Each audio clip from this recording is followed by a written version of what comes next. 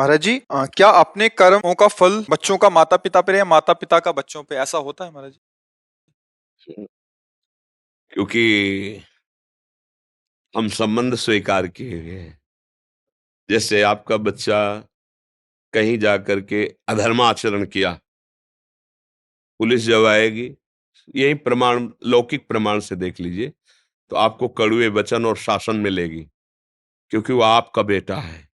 आप कहोगे मैंने तो कुछ नहीं किया। नहीं, तुम उसकी माँ हो, पता है तुम्हें कहाँ होगा वो, तुम्हें बताना पड़ेगा, तुम्हें दंड मिलेगा, क्योंकि वो तुम्हारा बेटा है। अच्छा, अब तुम्हारा बेटा भगवान का भजन करके भगवत भक्ति में तन्मय है। अच्छा, ये महाराज जी की माता है? अरे बड़ी कृपा, आपको प्रणाम मिल रहा है ना। किस लिए? आपका बेटा भगवान का भक्त हुआ। ध्रुव जी का जब परम पद पर आरूढ़ होकर विमान जा रहा था, तो उन्होंने भगवान के पार्षदों से कहा मेरी माँ। तो बोले वो जो अगला विमान बड़ा तेजस्वी जा रहा है ना, उसमें माँ जा रही है। पुत्र के कर्मों का माता पिता परिवार पर प्रभाव, और माता पिता के कर्मों का पुत्र पे प्रभाव। कर्मों का तो इतना बड़ा सूक्ष्म स्वरूप है कि समझना, जैसे जुआ हो रहा है और आप केवल ऐसे ही जा रहे थे, देखा जुआ हो रहा है क्या, आप खड़े हो गए, और जब पुलिस आएगी ना, तो पहला डंडा तुम्हारे पड़ेगा। आप कहोगे मैं खेल नहीं रहा था, तो बोले यहाँ खड़े क्या कर रहे थे? बोले केवल देख रहा, देखने के संबंध में दंड हो गया। फिर वो तो तुम्हारे शरीर से प्रकट हुआ है, फिर यह शरीर का संबंधी है, फिर आपको भोगना पड़ेगा। इसीलिए भगवान से प्रार्थना करते हैं कि हमें ऐसा पुत्र मिले, ऐसा पति मिले, हमारा ऐसा परिवार मिले जो भगवान के चरणों में भक्ति रखता हो। हमें ऐसी जगह जन्म मिले जिससे हम, आप भक्त हो लेकिन आपका परिवार अभक्त है, अब वहां वो कोई भी अधर्म आचरण करेगा तो आपको उसका क्लेश भोगना पड़ेगा। नहीं भोगना पड़े, भाई इसका पिता बंद करो इसको, अभी वो पता खुद खुद आ जाएगा, जब्त करो इसकी संपत्ति, जब्त करो। जब कोई बहुत अपराधी नहीं मिलता ना, तो उसका परिवार, उसका घर, उसके रिश्ते नाते दूर का मामा लगता है, उसके यहां भी डंडा चलेगा जाके। तुम्हारे यहाँ आया था? नहीं आया था। चार लोगों से पूछेंगे, हड़काएंगे, पूरी जगह देखेंगे, क्यों? बोले दूर का मामा लगता था। थोड़ा भी संबंध धर्मा, ऐसे ही भगवान की भक्ति करने वाले की 21 पीढ़ियां तर जाती, शास्त्र में लिखा है 21 पीढ़ियां। क्यों? थोड़ा भी संबंध, क्यों हमारे है, इसी संबंध से उसको लाभ मिल जाता है।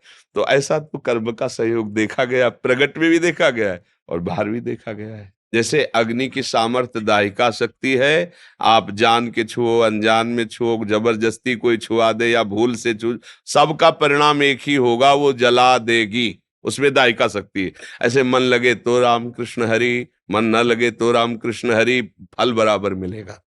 उसमें कोई भाव कुभाव न खालसहु, नाम जपत मंगल दिस दसहु। इसलिए निरंतर नाम के प्रति तुम सुदृढ़ भाव रखो, भले न कर पाओ लेकिन भाव ये रखो कि मैं निरंतर जपूंगा, मन लगे या ना लगे, अशांति हो या शांति हो, दुर्गति हो या सदगति हो। अब एक बार तो मैं छक के नाम जप करके देखूंगा, संत जन कहते हैं, शास्त्र कहते हैं, क्या होता है एक बार देखूं।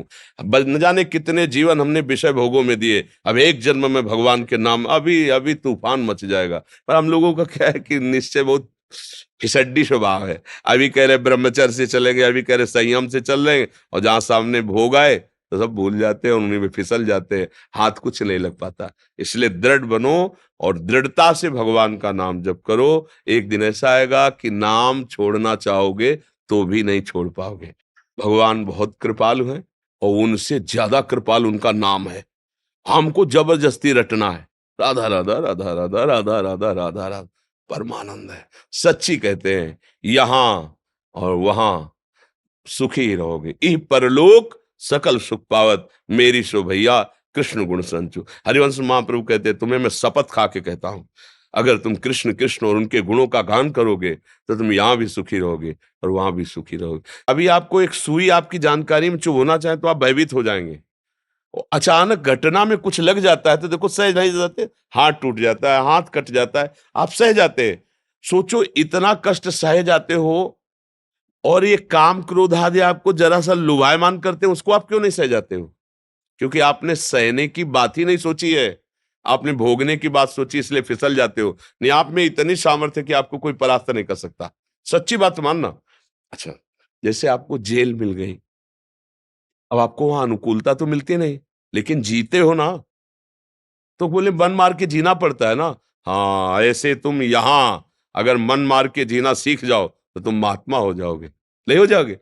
अच्छा, जैसे किसी को जेल मिलती है, एक छोटी सी सेल होती है, छोटी सैया, साधारण कपड़े, साधारण भोजन, और अगर वो आप जीवन यहाँ जी के राम राम कृष्ण कृष्ण हरि हरि राधा राधा, तो आप गृहस्थी में रहते हुए बहुत बड़े महात्मा हो जाओगे, अगर वहां की बात समझ लो।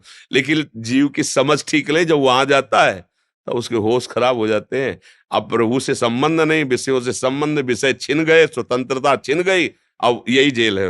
अब जीवन इधर भोगता, परिणाम में नरक, फिर उधर भोगता है। इसलिए यहीं सुधर जाओ। यहां तुम्हें कोई गाली दे, सह जाओ, अपमान करे, सह जाओ।